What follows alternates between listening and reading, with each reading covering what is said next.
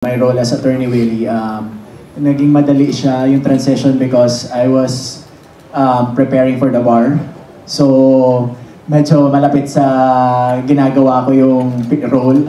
And at the same time, I'm also a child of an annulment. So, medyo alam ko yung pakiramdam, what's going through, the process of annulment. Ayun. Ito, experiencado. Yeah. For me, actually, for Steven, mas nakaka-relate ako sa character ni Celine. Tsaka ni Ivan eh. Kaya, playing Steven, who is written to be very hateable. Kasi parang ako nagbabalancing act na sa akin na lang, I try to approach it in a way na this is still a human being. Even though I don't agree or I don't condone, I don't want to give him a pass for how he expresses himself, kung ano yung mga ginagawa niya sa pelikula. I wanted to understand why. And sa akin, parang na-realize ko, yung driving force talaga ni Steven is fear. Fear and insecurity. Na just holding on to that image na nagiging mali na yung kung paano niya ina-handle, yung pagpapakita niya ng love niya na yun. And if I can actually answer the first question then, why I accepted.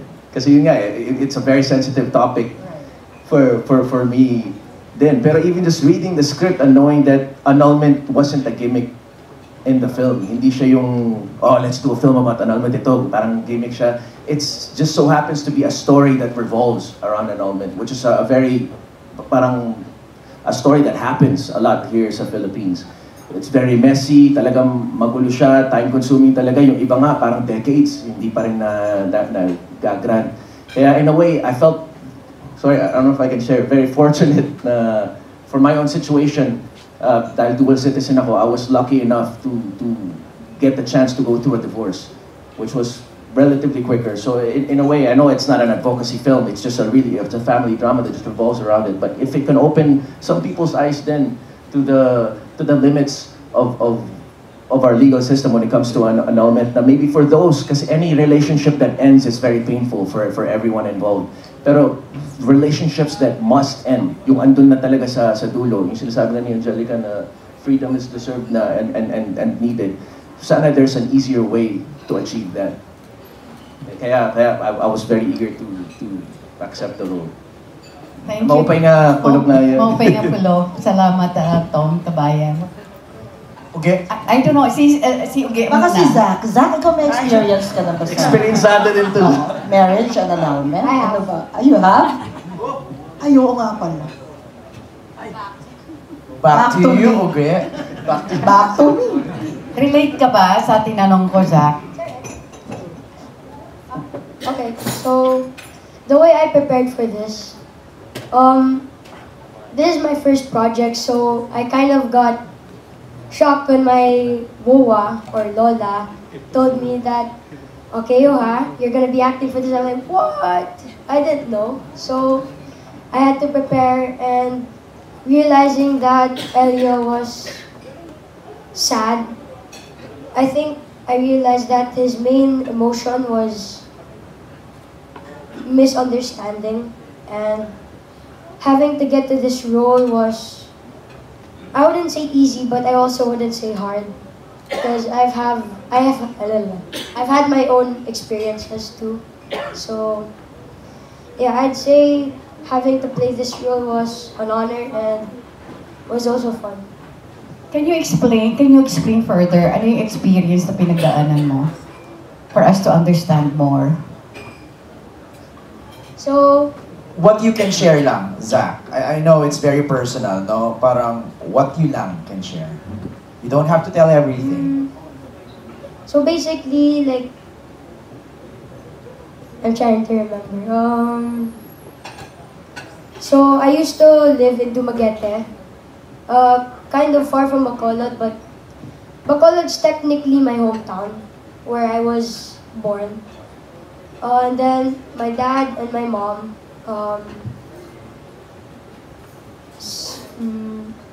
kind of separated, but they still remain friends. So yeah. Okay. Okay na yun, Tita Aster. Okay na, yeah. Now we understand. Thank Okay, you. let's go to Eugene. Back to you, Uge. Are you also from ano? Hindi, alam mo talagang mababaw talaga ang luha Luha ko ko. ngayon. Kasi menopause na ako. Nakakaloka. Susunod na pelikula nga pala yung tukol naman sa menopause. Oo, ngayon nakakaloka.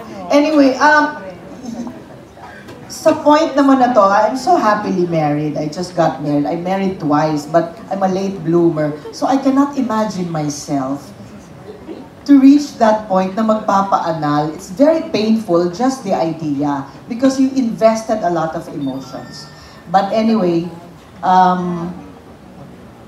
speaking of my role is Attorney Jackie, and I'm the tool so that mai-present namin ang pinagdadaanan ng gustong magpa-anal. So, as Attorney Jackie, ako ang magpipresenta. Ito yung mga proseso. At sa opisina ko, makikita itong dalawang ito.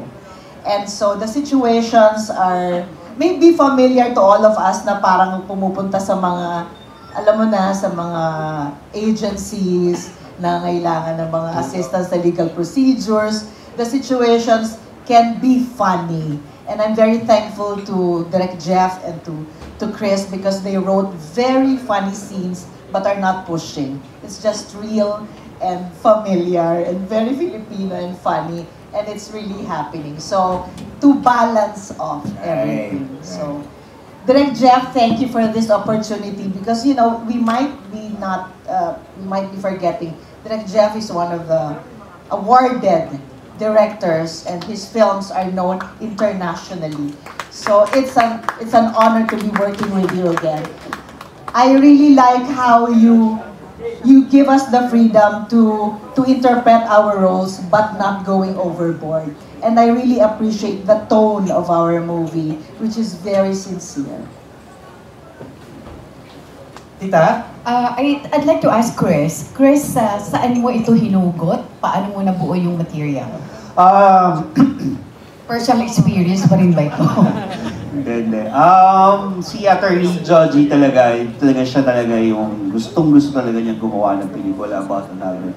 Ako naman, so sinabi na niya sa akin na, gawa ka naman. So ako naman, parang natatakot ako kasi parang ang heavy ng research niya. Tsaka wala naman ako talagang first-hand experience sa mga ganyan. Kasal nga, wala. So, mahabang research. Marami ako in-interview na lawyers, maraming sinuggest si attorney na kausapin ko. Also, nanood din ako ng mga YouTube videos about the process, yung step by step. So makita nyo rin po yun sa pelikula. Actually, character ni Miss Eugene, meron siyang vlog dito, ang title, Walang Butas ang Batas. Ayun po. So, yun ang parang pinaka-structure ng film na it will take you through the process of annulment. Pero siguro among the preparations na pinaka-nextig sa akin is yung pinabisita ako ni attorney sa hearing ng annulment. So kagaya nga yung sinabi ko dun sa meeting, yung tatlo yun pinagpaalam niya ako sa judge kung pwede ako mag-witness. Mag-witness, manood. So, grabe pala yung pinagdadaanan talaga kasi you really have to tell the story, everything, from the moment you met and the moment you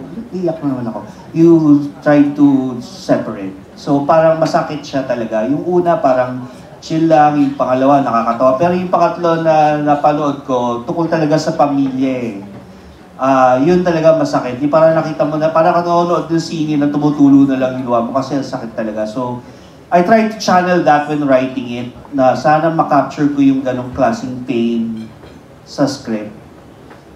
Thank you so much and again, congratulations to everyone. Thank you, attorney. Thank Good luck. you. Thank you, Tita Aster. Sino next? Alright, next. JN. Junardo. Kay Angelica muna. Angelica, paano ka na-convince na magbalik several years at anong kondisyon mo ibinigay? Parang out of all the scripts na binigay diba? sa'yo, ito yung tinanggap mo. Oo. Yes. Nung may mga binibigay talaga, no offense naman dun sa mga nag-aaya sa akin na tara na, game, balik ka na, ito yung kwento. Parang wala talaga siyang lukso ng dugo. Parang hindi nakaka-comeback yung yung dating niya. Diba? Angelica pa rin talaga, diba? Siyempre gusto mo na yung tahimik na buhay na meron ako ngayon, kailangan nyo akong pakitaan na talagang, ay sandali, ang ganda nito. Sandali, luluwas ako para dito. Kailangan ko nung manggigigil ako dun sa project eh. Yung hindi ka makakatulog, yung parang pag pinalagpas ko to, parang panghihinayangan ko. Yun yung hinihintay kong klase ng project. Nung nag-text sa akin si Direk Jeff, kinabahan na ako. Kasi love ko si Direk Jeff. Ano yung text? Ano sobra. yung text, Angge? Hi, Angge. Pwede ba kaming mag-present sa'yo ng film? Sila ni Attorney Joji nag-message sa akin. Halos sabay, same day. Parang pinag-usapan nilang i-ano ako.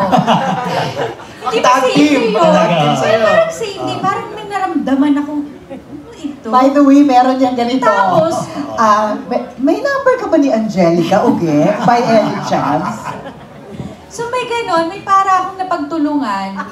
And then, parang bago pa mag-present, nag-message ka pa yata sa akin na parang may mag-present sa'yo sila Direk Chris. Oo, so parang may ganon, na parang, yes, may meeting na nga ako, may Zoom meeting, ganyan. Nung nag-Zoom, lumabas ang picture nito. Napag-usapan to. Sabi ko, ay patay. Syempre, pwera pa dun sa story, di ba? Na parang, lagot. Wala, parang right then and there. Parang wala na kaming ibang pinag-usapan. Parang schedule na yung next. Kasi, yun nga, tulad ng sinabi ko, hindi ko mahihirapan ako pag pinalagpas ko yung project. Ayoko ng mga ganun eh. Nangyari na yun sa akin before na parang, na hanggang ngayon pinagsisisihan ko. So parang, pag may maganda akong project na dumadating sa akin ngayon, ayokong palagpasin. Pero may mga passable naman. Pero yun nga, kasi tahimik na ng buhay ko, di ba? So kailangan ko ng worth it kailangan worth it. So nung dumating to, Worth it talaga. worth it talaga. Hindi ko kayo bibiguin dito sa pelikula mo. Lakas ng puwersa ni Attorney Joji. Siyempre. Hindi, ano experience mo naman nung una ka nang humarap sa camera? Uma-acting, especially sa scenes na madrama with Sanjo. Well, syempre nagsimula kami sa hindi naman kagad heavy yung mga kukunan. Si Direk Jeff, talagang bawat pitik ng mata, tono ng boses, babaan mo pa, hinaan mo lang, kalmahan mo lang. Lahat talaga, ginaid talaga ako sa mga mga first 3 days. Talagang pawis-pawis yung kilikili ko. Hindi na nanginginig na yung kalamnan mo na parang, syempre gusto mong, na-miss mo yung pag-arte eh. And ayaw mo namang mapahiya. Diba? Pinagkatiwalaan ka din nila.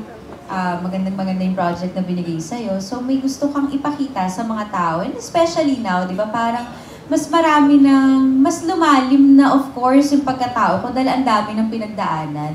Sa isip-isip ko nga, di ba? Kailangan magpakita tayo dito ng maturity, ng texture kasi iba na yung atake natin dahil iba na yung mga na-experience ko sa buhay. Ano sabi naman ni Habi sa pagbabalik mo? Okay, maganda po magbayad si attorney, kaya po pag uwi ko, may cheque akong inaabot. Masayang pong asawa. Hindi, syempre, sobrang supportive po. Sobra talaga. Of course, mahirap kasi para kaming naka-LDR dahil sa Zambales kami nakatira. So, may mga minsan, straight 5-6 days, hindi ko nakikita yung mag-ama ko. And nahihirapan din sila mag-adjust dahil for 3 years, tutok ako sa kanila, di ba? Then biglang parang, oops, wala ang ang sunshine nila sa bahay. Okay, welcome back. Tapos napanood naman po yung trailer. Sabi naman, okay, pwede ka pang gumawa. Go lang. Very good, di ba? Sige. Welcome back. Tanong ko naman si Tom, paano rin na-convince na attorney for a sensitive topic like this na pinagdaanan niya recently? Di ba? Paano ka na-convince naman attorney? Nanay ko yan. Bagay, alam naman namin yun eh, di ba? First film ko siya rin nagbigay ng first film na I was a part of. Kaya, syempre, andun, ang hirap tanggihan, pero it still has to be the material, especially with a topic like this nga. I'm not sure if I want to do a movie about that right away, pero pag mabasa mo, wow, this is really good story na hindi mo mabitawan from start to finish. Hindi siya yung mamaya na yan. As soon as I started reading it, akala ko kayo. Tapos bigla, what? Diretso na, tuloy na. I was like, wow, it's a really nice story. And yun nga, I know that it happens to a lot of people. I myself can relate to it. How can I say no? Yun lang, I just had to find Steven's wife. Oh, okay. Welcome, congratulations. Ito naman si Bobby Regentina, Bulletin. Thank you, JN. No, kausap ko lang si Chris saka si Uge. Parang reunion ng Here Comes the Bride. Itong pelikulang to, no? Di ba? Kayo lahat, no? Halos? Yes. Except for Sancho. Exact, oo. Direct Jeff. Oo nga. How does it feel si Nico din pala. Yes, si Nico din. Yes. Okay, how does it feel na reunited kayo ni Angge? Nako, it's an honor for you, no, to do a film like this with Jeff and everyone. Ako, nasa akin talaga yung honor and pleasure. Kasi una sa lahat, totoong may relationship na kami. Inaanak ko na siya talaga. From Here Comes the Bride na nagpalit yung kaluluwa namin at ninang niya ako doon. Tinutuon niya, yes. Kinuha na talaga niya ako ninang sa kasal niya. Pero buti na lang hindi nagpalit yung kaluluwa namin. At hindi ako ang nakahani mo ni Greg. Pasalamat ka. Oo. Hindi nagkaroon ng ano yun? Soul swapping at saka eclipse. Ang liliit na ng mga bigay ni Angelica ngayon. Meaning, galing na talaga sa puso. Hindi na yung parang acting na natutunan niya at pinapakita niya sa mga serye, yung ganon. Ngayon, yung mga binibigay niya, ay, masyado ang minsang kime, kasi siguro masyado nang malapit sa mga pinagdaanang sakit. Pero konting galaw lang, konting mata, konting bibig, konting hinga, Bigay. Tagos na sa'yo. Tagos na. So, marami ka namang natutunan sa mga pinagdaanan mong pain. Sana naman naman. Tapos gamitin natin, pagkakitaan natin siya. ROI tayo. Angge, ikaw naman, kamusta si Eugene? Nakakamangha. Ay. Palagi. Ang sarap panoorin. Pero sabi ko nga si Ate Uge, meron siyang magic na hindi ka mai-intimidate. Ma-excite ka.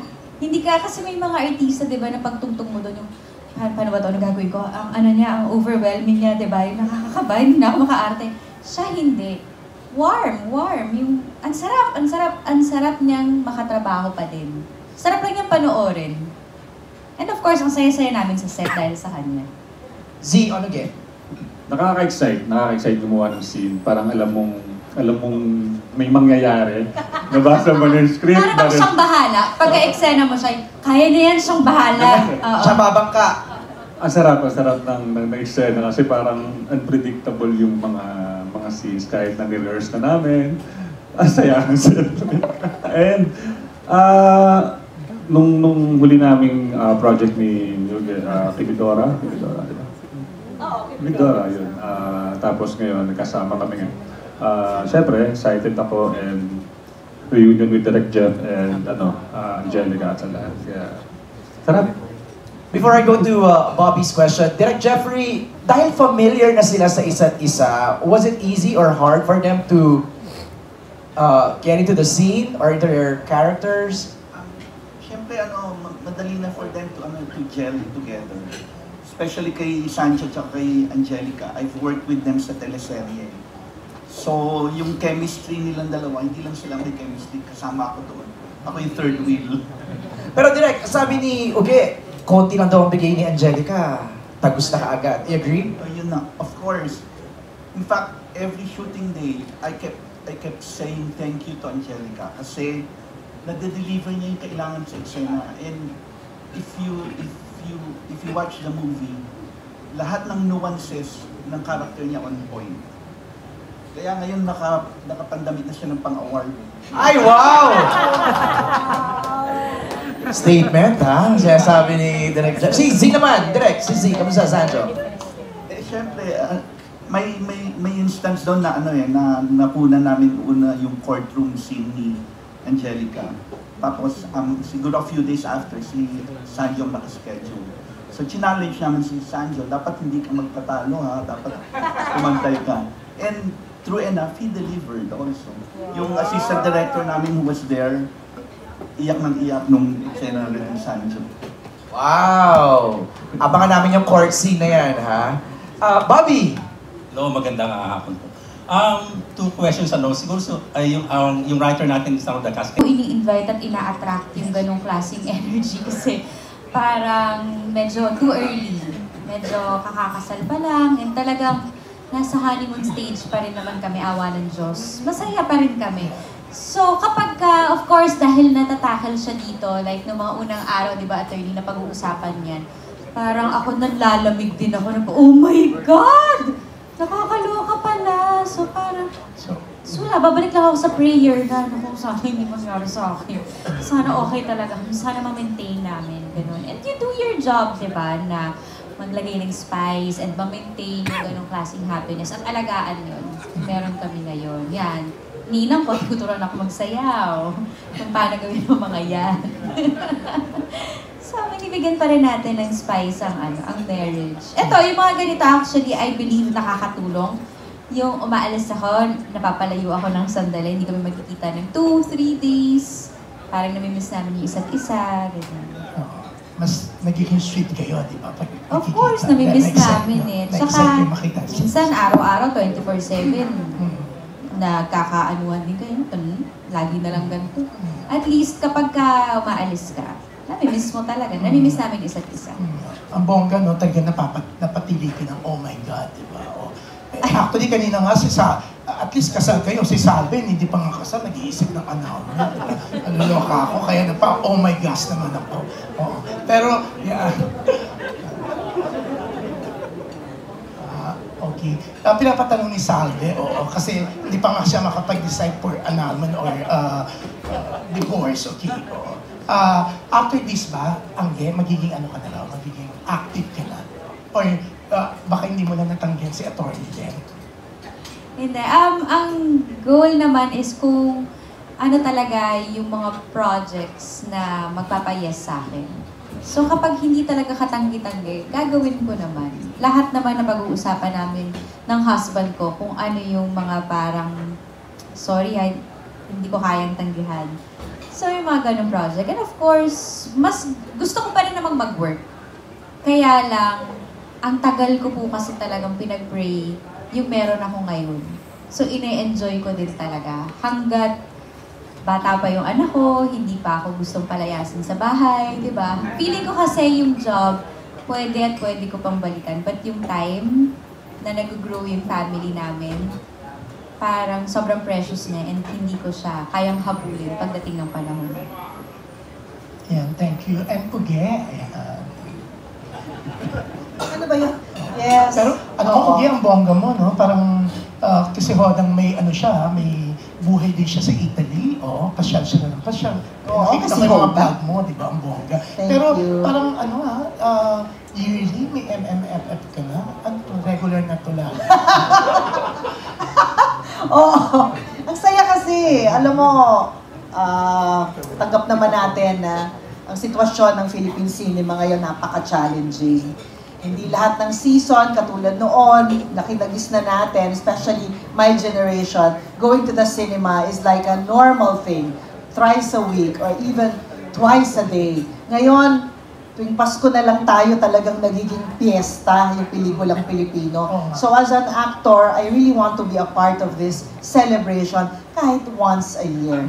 And this time talagang natutuwa ako na dito sa pelikulang ito, kasama ako. I'm very proud of this film. Siyempre, last year parang piyesta ka rin, dalawa. Yes. This year naman, isa na. Palagay ko isa lang, no, attorney? Isa lang.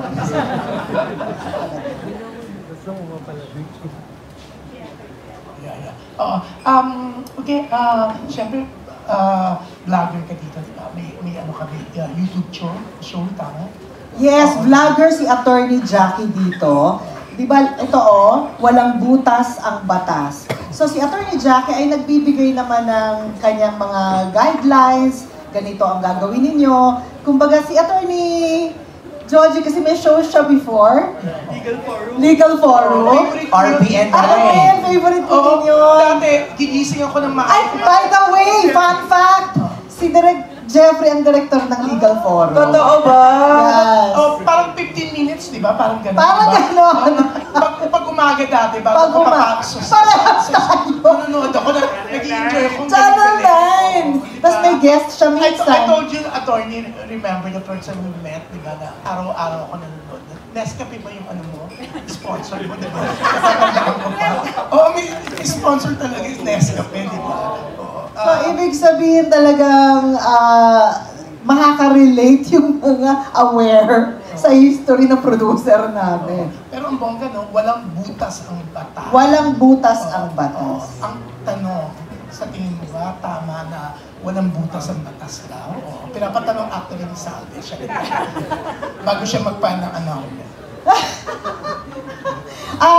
Doon sa mga nabasa ko, tsaka sa explanation ni Attorney Georgie, at tsaka ni Nico, because Nico is the authentic one. Siya talaga yung nag-aaral ng mga law books na natutunan ko talaga na, Diyos ko, ibang divorce, ibang annulment. Okay, Uge, basically, Attorney Willie, paki-explain.